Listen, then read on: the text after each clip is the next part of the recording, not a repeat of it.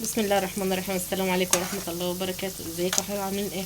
تعالوا نشوف الوصفة النهاردة مع بعض. يلا، احنا هنا معانا بصلاية بس دي بلك كده اهيت، وهنقشر جزراية او جزرتين حسب اللي موجود عندك، وهنبشرها وهنعملها.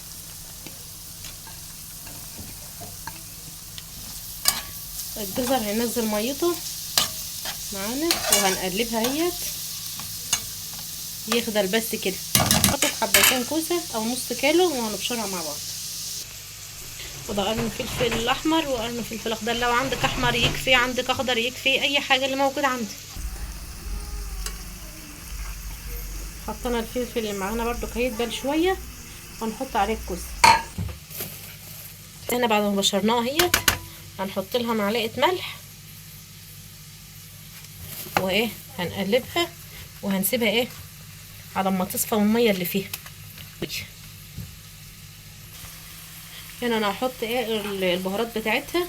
انا عندي هنا الفلفل الاسمر حط على ملح، واحط هنا ايه معلقه ونص من الصغيرين، واحط نص معلقه 7 بهارات كده. شايفه؟ وديت نص معلقه هي 7 بهارات. عندك بقى معلقه بابريكا حطيها، بس احنا ما كانش عندنا موجود بقى، حطينا ايه اللي موجود. دي هنا خلاص هي كانت استوت، طفينا عليها اهي تريح شويه على ما احنا هنعمل الكوسه. الكوسه هنا معانا احنا بشر ايه لسه هي بعد حطينا عليها الملح وهنبشر وهنصفيها الميه بتاعتها اهي.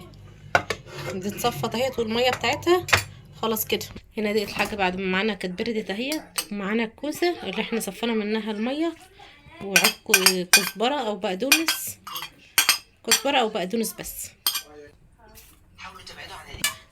بعد ما بردت اهيت والكزبره حطيناها على بعض وهنقلبهم كده. احنا قلبناهم وهن ايه نعمل بقى الخليط اللي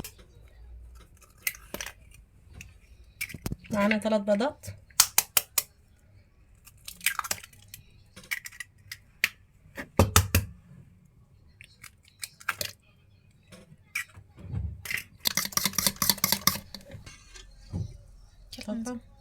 معايا هنا كوبايتين لبن، ده واحد ودي التانية. معانا هنا إيه البيض واللبن، هنقلبهم لما البيض بس يفك، وهنقوم ضايفين عليه الدقيق. ومعانا هنا كوبايتين دقيق. تمام.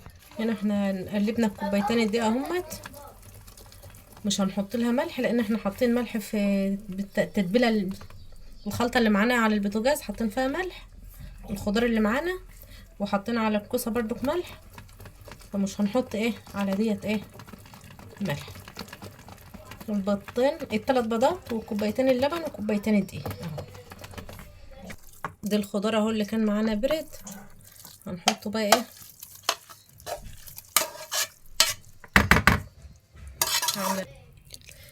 قلبناها اهيت، وهنجيب بقى الله صينيه كبيره ونحطها معانا.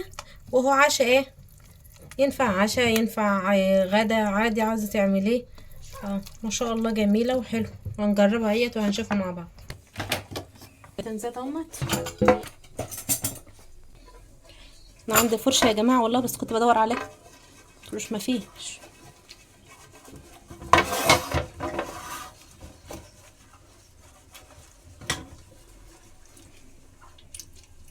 طبعا اهو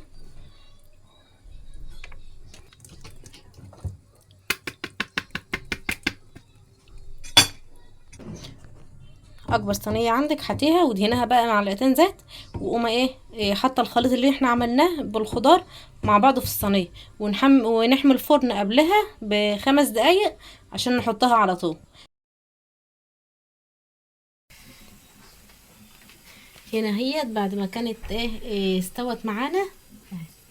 معانا هنا جبنه، اي حاجه عندك، جبنه ميكس، جبنه موزاريلا، وهنعملها على وشها حسب البوتاجاز بتاعك. دي الجبنة مكلكعة عشان بس كانت فكت قبل كده.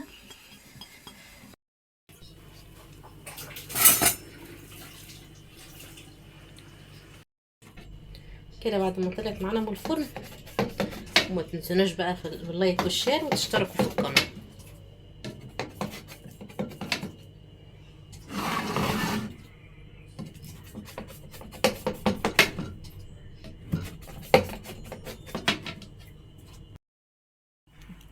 كده بعد ما طلعت معانا